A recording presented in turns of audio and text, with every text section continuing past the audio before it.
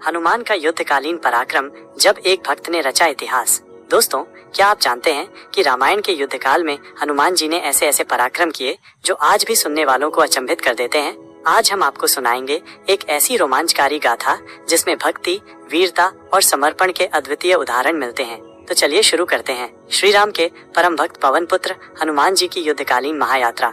रामायण के सुंदरकांड से लेकर युद्धकांड तक हनुमान जी ने न केवल अपनी अपार शक्ति का प्रमाण दिया, बल्कि अपनी अटूट भक्ति से ये सिद्ध कर दिया कि जब सेवा में श्रद्धा हो तो असंभव भी संभव हो जाता है। वनवास काल के दौरान जब प्रभु श्री राम अपनी पत्नी सीता को खोजते हुए अपने भ्राता लक्ष्मण के साथ ऋष्यमुख पर्वत पहुँचे, तब वहाँ वानर राज सुग्रीव अपने अनुयायियों सहित अपने ही भ्राता बाली से छिप कर रह रहे थे। सुग्रीव ने राम और लक्ष्मण को देखा तो उनके परिचय के लिए अपने सबसे प्रिय सेनापति हनुमान को भेजा। हनुमान ब्राह्मण के वेश में श्री राम के पास पहुँचे और उनके वचनों ने राम को मंत्रमुग्ध कर दिया। श्री राम ने लक्ष्मण से कहा, ऐसा वाणी वही बोल सकता है जो वेदों और शास्त्रों का पूर्ण ज्ञाता हो। हनुमान ने जब अपने असली रूप में आकर श्री राम के चरणों में प्रणाम किया तो श्री राम ने उन्हें उठाकर हृदय से लगा लिया। वहीं से प्रारंभ हुई एक भक्त और भगवान की अविनाशी मित्रता। इसके बाद हनुमान ने राम और सुग्रीव की मित्रता करवाई और जब बाली का वध कर राम ने सुग्रीव को राज्य दिलाया तो युद्ध की दिशा तय हो चुकी थी। फिर आया वो क्षण जब सीता माता की खोज में हनुमान को समुद्र लांघना पड़ा। पहले तो वो चिंतित हुए, परंतु जामवंत ने उन्हें उनकी भूली हुई शक्तियों का स्मरण कराया।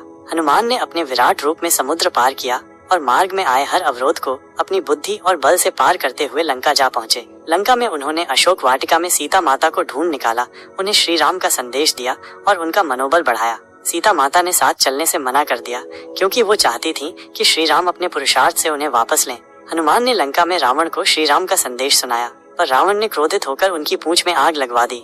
हनुमान ने इसी अग्नि से पूरी लंका को जला दिया और श्री राम के पास लौटकर सारा वृत्तांत सुनाया। जब युद्ध काल में लक्ष्मण मूर्छित हो गए, तब भी हनुमान ही वो वीर थे जो संजीवनी बूटी लाने द्रोणागिरी पर्वत तक गए। बूटी पहचान न पाने पर पूरा पर्वत ही उठा लाए और लक्ष्मण को जीवन दान मिला।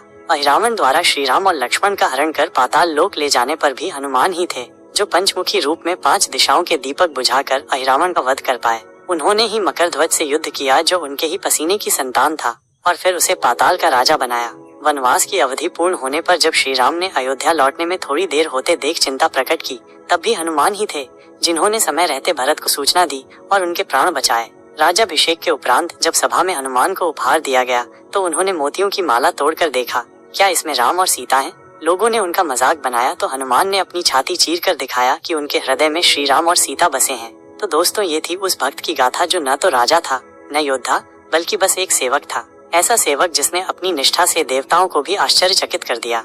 अगर आपको हनुमान जी की ये युद्ध गाथा प्रेरणादायक और रोमांचकारी लगी हो तो लाइक करें, अपने दोस्तों के साथ शेयर करें और हमारे चैनल को सब्सक्राइब करना ना भूलें ताकि आप ऐसी ही और अद्भुत कहानियाँ सबसे पहले सुन सकें। जय श्री राम, जय बजरंगबली। धन्यवाद।